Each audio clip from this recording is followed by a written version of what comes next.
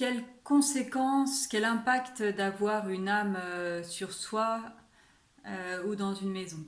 Dans une maison, vous allez avoir des disputes, vous allez avoir des problèmes. Parce qu'une âme qui n'est pas passée est une âme qui est en souffrance et donc elle va se manifester parce qu'elle a besoin d'aide pour avancer sur son chemin et donc être pris en charge par les êtres du subtil, les êtres de lumière. Il y aura des manifestations plutôt désagréables quand c'est une âme non évoluée. Et puis effectivement, si vous êtes dans un lieu hautement spirituel, un lieu euh, spécifique, vous pouvez avoir tout à fait un être dont l'âme a évolué et qui est en présence. Et là, vous aurez une aura.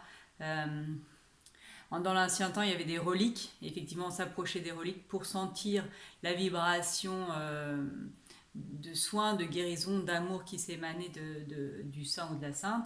Bah, ça sera la même chose si vous avez un être de cette envergure dans une maison. On nous appelle rarement pour je suis trop bien chez moi, je ne comprends pas, il y a trop d'amour. Donc oui, donc, euh, quand vous avez effectivement une âme sur vous dans une maison, c'est tout sauf rigolo. Parce que l'âme a souffert et donc elle est restée bloquée dans ça. Et si vous l'avez sur vous, dans votre aura, et ça dépendra du nombre d'années avec laquelle vous cohabitez quelque part, vous aurez des dommages émotionnels, c'est-à-dire que vous serez souvent en résonance avec l'émotionnel. Donc si la personne était dépressive, vous aurez un fond dépressif. Si elle était en colère, vous allez avoir des excès de colère. Si euh, vous avez quelqu'un qui est parti avec des idées noires, vous allez avoir des idées noires. Physiquement, vous aurez des maladies, puisque ça sera des maladies souvent un peu spécifiques, c'est-à-dire qu'elles bougent. Alors, c'est pour ça que c'est très difficile à expliquer hein, ce qu'on vit. Mais c'est une réalité. Vous avez les tamalous. Quand vous avez des âmes sur vous, vous avez le matin mal au côté gauche et puis après mal à droite. Vous allez avoir mal à la tête, mal au ventre. Ça va bouger. Ça va bouger. Ça, c'est une caractéristique très sûre hein, du cas d'une âme sur soi.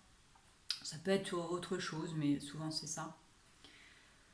Vous allez avoir donc des troubles émotionnels, des troubles physiques qui font que ça vous impacte et qu'il y a une force pour laquelle vous pouvez dire c'est plus fort que moi. Comme s'il y avait quelqu'un qui vous disait quelque part quoi faire. Quand vous conservez un parent, un père ou une mère ou quelqu'un de maternant, ça peut être un grand-père ou une grand-mère, vous avez comme des injonctions et vous sentez bien que c'est plus fort que vous parce qu'effectivement cet être qui est resté dans votre aura accroché à vous et donc qui vous pique un peu d'énergie parce qu'il en a besoin pour survivre. Et oui, cet être va effectivement continuer à vivre à travers vous et vous empêche de vivre réellement votre vie. Donc ça a des dommages vraiment pour cet être qui est bloqué, puisqu'elle ne continue pas son chemin, alors qu'il le faudrait, il faut, c'est une âme, et à titre d'âme, elle a son chemin à parcourir et à continuer dans l'au-delà.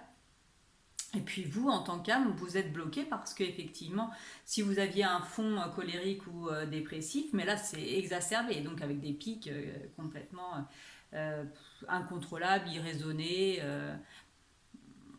qui manifeste vraiment voilà, la souffrance, votre propre souffrance, mais celle aussi de l'âme qui est en votre compagnie. Donc priez pour votre libération. Ça peut effectivement demander à vos guides, à vos anges, aux êtres de lumière. Nous on fait appel à Saint Michel pour tout ce qui est libération. Vous avez Raphaël qui guérit et qui soigne. Gabriel est un être extraordinaire qui va apaiser et libérer tout pareil. Et puis effectivement, vous aurez Uriel qu'il faut connecter pour tout ce qui est en lien avec les habitations. Donc Uriel vous sera d'une très grande aide dans les lieux d'habitation et dans les lieux de toute façon, quels qu'ils soient. Merci, merci, merci.